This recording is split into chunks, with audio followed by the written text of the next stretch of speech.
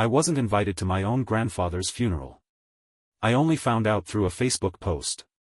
I was scrolling mindlessly through my phone while sipping my morning coffee when a photo made my heart stop. There they were, my parents, my brother, the board members of Carter and Company, all dressed in black, standing in front of Holy Name Cathedral. A caption beneath the image read, "Rest in peace, Thomas Carter.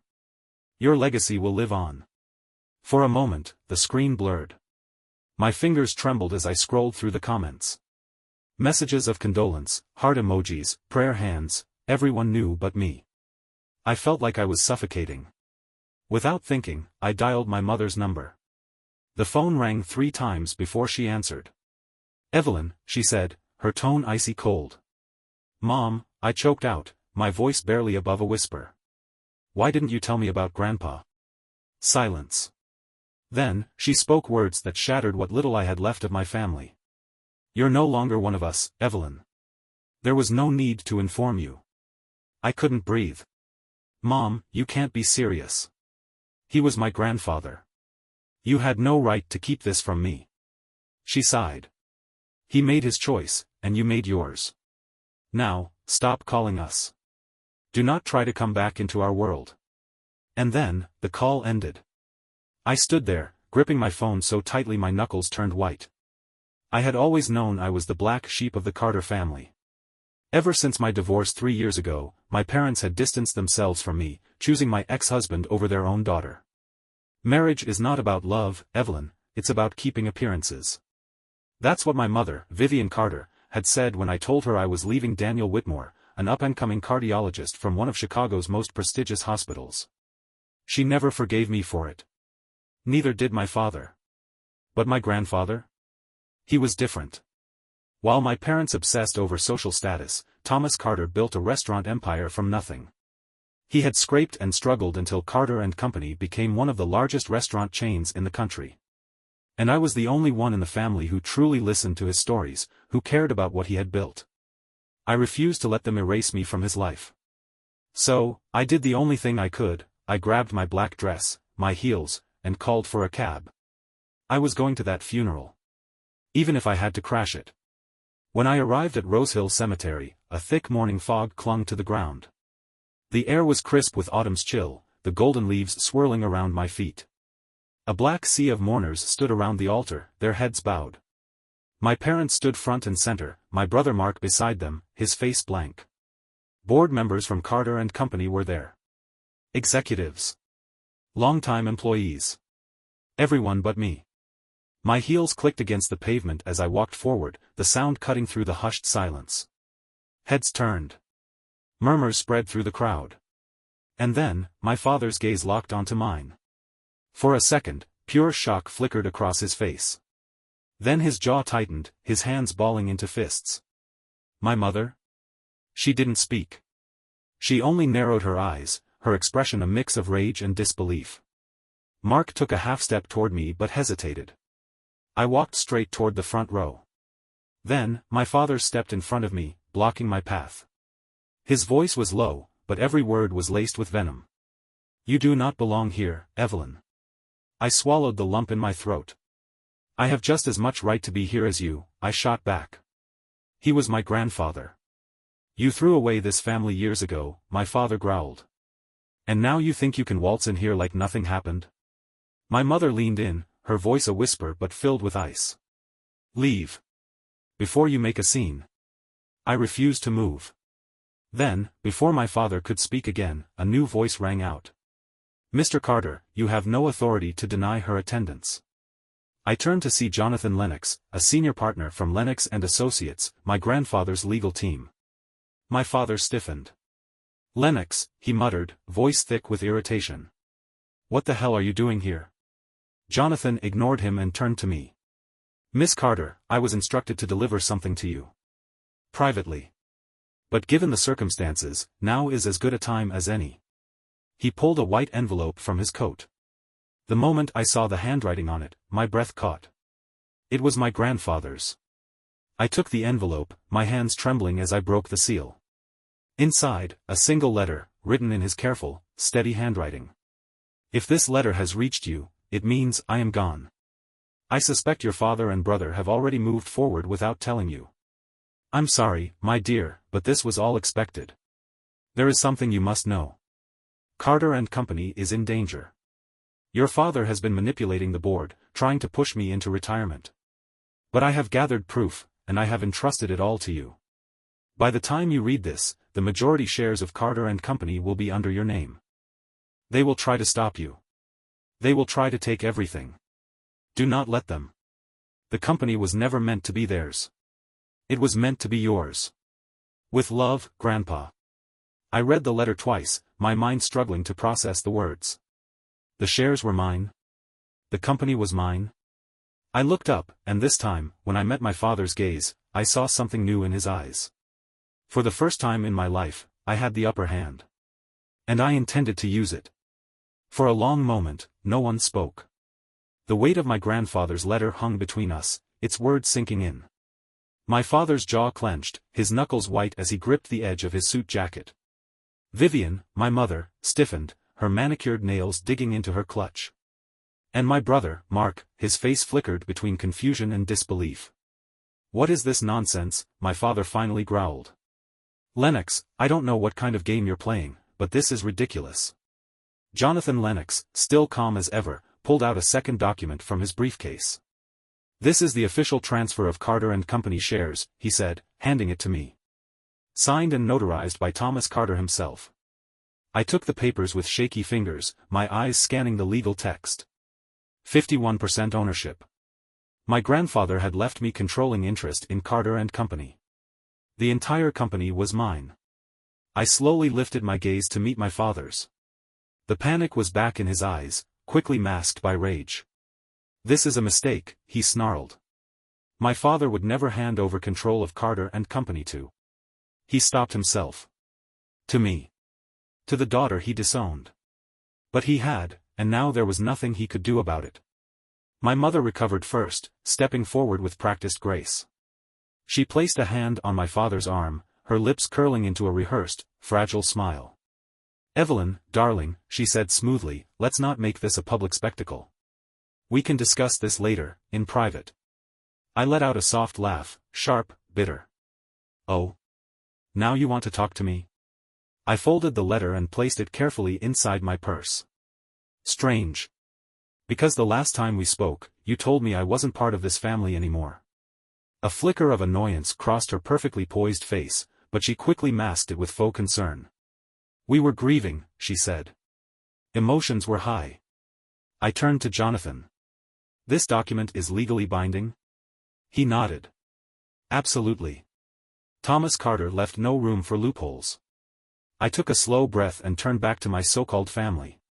In that case, I said, I'll see you all at the next board meeting. My father's eyes darkened, and my mother exhaled sharply, losing her polished composure. Mark finally stepped forward, his voice low. Evelyn, are you really going to do this? I met his gaze. You already did, Mark, I said quietly. When you let them cut me out of his life. And with that, I turned and walked away. Let them stew in their own rage. Because this war had just begun. The moment I stepped back into my Chicago penthouse, I collapsed onto the couch, heart racing. I had done it. I had stood up to them. But now, the real work began. I took out the letter and legal documents again, reading every word carefully. My grandfather had planned this for years. He had known what my father was doing. The question was, what exactly had he uncovered? I needed answers. And there was only one person who could give them to me. The next morning, I arrived at Lennox and Associates. Jonathan Lennox was already waiting for me, a thick file sitting on his desk. Evelyn, he greeted. I was expecting you. I sat down, trying to keep my hands from trembling. Tell me everything you know. He exhaled, flipping open the file. Your grandfather suspected something was wrong nearly 3 years ago, he began. Right around the time of your divorce. I tensed. What does that have to do with anything? Jonathan met my gaze. He believed your father and brother had started misusing Carter and Company's assets to cover bad real estate investments. I felt my stomach drop. Bad real estate investments? I repeated. Jonathan turned the file toward me. My father's name. My brother's name. Tied to multiple failed property developments. Luxury high-rises that had never been completed. Loans that had gone under. Money that had been redirected from Carter and Company to keep their real estate empire afloat. To the tune of $50 million. My blood ran cold. He was embezzling? I whispered. Jonathan nodded. And that's not all. He flipped to another document. Your grandfather also suspected that they were planning to force him out of the company. They had started lobbying the board members to vote him out on the grounds of mental instability. A wave of disgust crashed over me. They had tried to gaslight him. To make him seem incompetent, so they could take over everything. Jonathan leaned forward. Your grandfather was smart. He started quietly gathering evidence. That's why he moved the shares to you. He knew that, legally, they wouldn't be able to push you out the same way. I clenched my fists. They killed him, I whispered. Jonathan hesitated. There's no proof of that. But we both knew. They had made his life hell. Had backed him into a corner, isolated him, tried to strip away everything he had built. And now, they were going to do the same to me. Except this time, I was ready for them. The next morning, I arrived at Carter and Company. Headquarters. A towering glass skyscraper in the middle of downtown Chicago. It had been years since I last stepped foot inside. My heels clicked against the marble floors as I walked toward the executive conference room. Inside, the entire board was gathered. My father sat at the head of the table. My mother, perfectly composed, sat beside him. And Mark, his expression unreadable, was a few seats down. The moment I entered, the conversation halted. Every eye in the room turned to me. I took my seat at the opposite end of the table. The power shift was palpable. Clearing his throat, my father straightened his tie. Evelyn, he said coolly. To what do we owe this unexpected visit? I placed the documents on the table. As the majority shareholder, I think you know exactly why I'm here, I said. A flicker of irritation crossed his face. Ah. So you think you can waltz in here, wave some papers around, and take over this company? I met his challenging stare. Yes, I said simply. A beat of silence. Then, the war began. The moment I placed the legal documents on the conference table, the energy in the room shifted. My father leaned back in his chair, his jaw tightening. My mother crossed her arms, exhaling through her nose in barely concealed irritation. And Mark? His eyes darted between the papers and our father, like he was calculating his next move. The rest of the board members, mostly old men loyal to my father, sat stiffly, watching with guarded expressions. I tapped my manicured nails against the polished wood. I own Carter and Company now, I said, my voice steady. Effective immediately, all major decisions must go through me. A beat of silence. Then, laughter. My father actually had the audacity to laugh. The deep, mocking sound filled the room. Sweetheart, he said, amused. You don't know the first thing about running a business of this scale. Do you think some legal paperwork changes that? I didn't flinch. I know enough to realize you've been stealing from this company. The amusement vanished.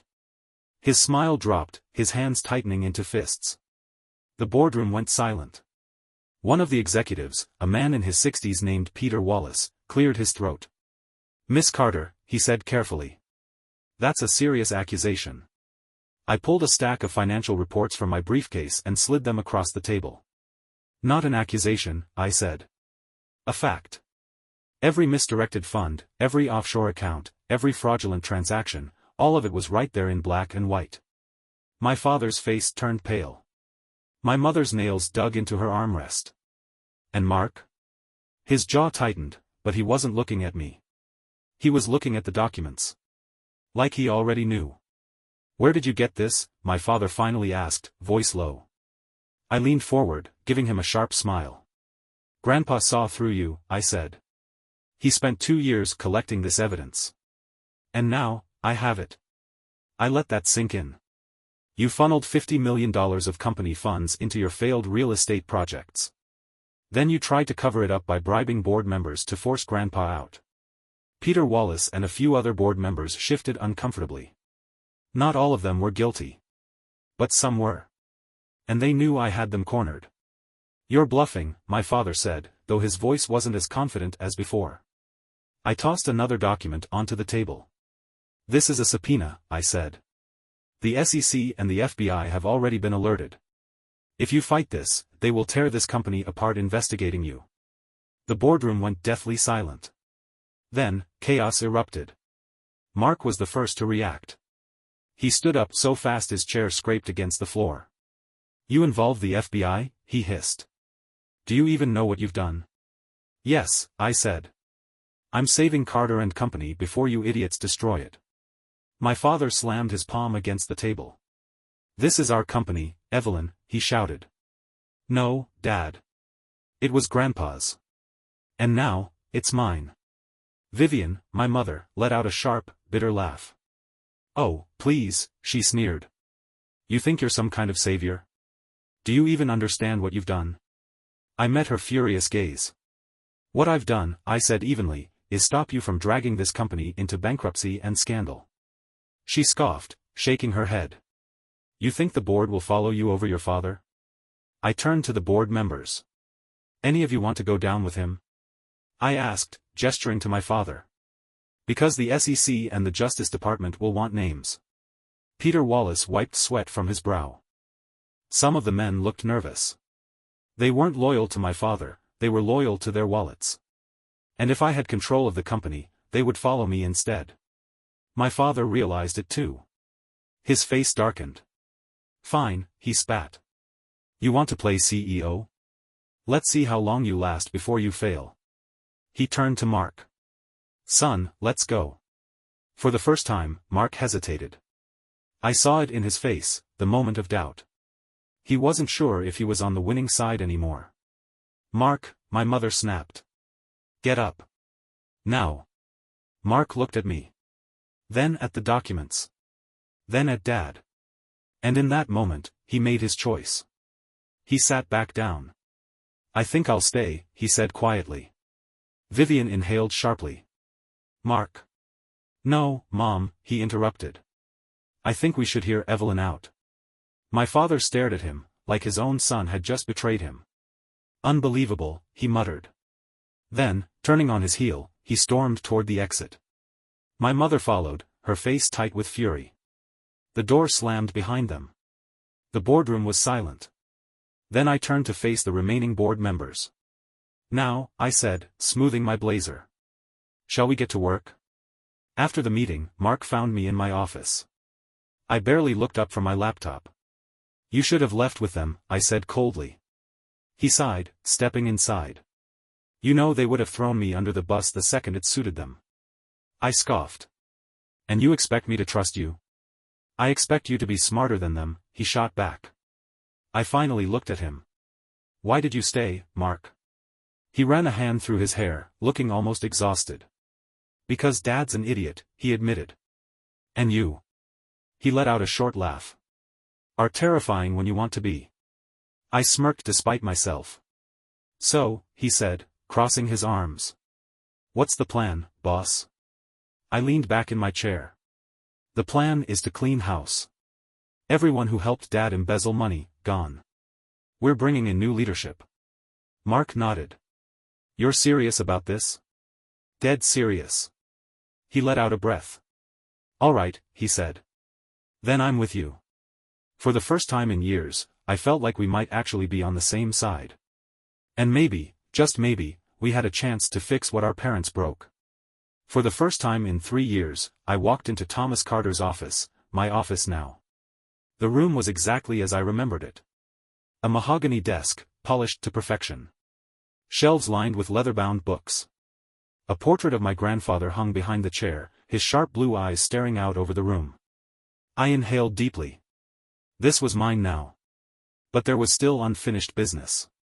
I had removed my father from power. My mother had been publicly humiliated. Mark had switched sides. But there were still 2 battles left to fight. Cleansing Carter and Company of every corrupt executive who had enabled my father's crimes. Bracing for my parents' inevitable counterattack. Because I knew them. And they wouldn't go down without a fight. The very next morning, I called an emergency board meeting. Only those I trusted, or could control, were allowed inside.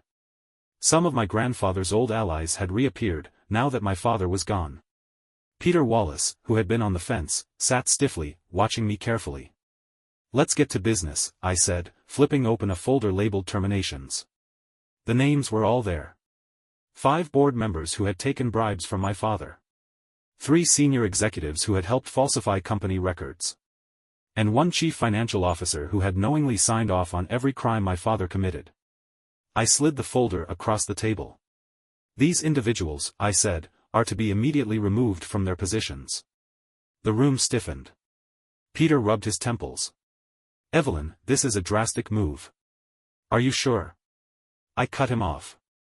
"We can either clean house now, or let the FBI do it for us," I said. "And if they do, they won't stop at my father.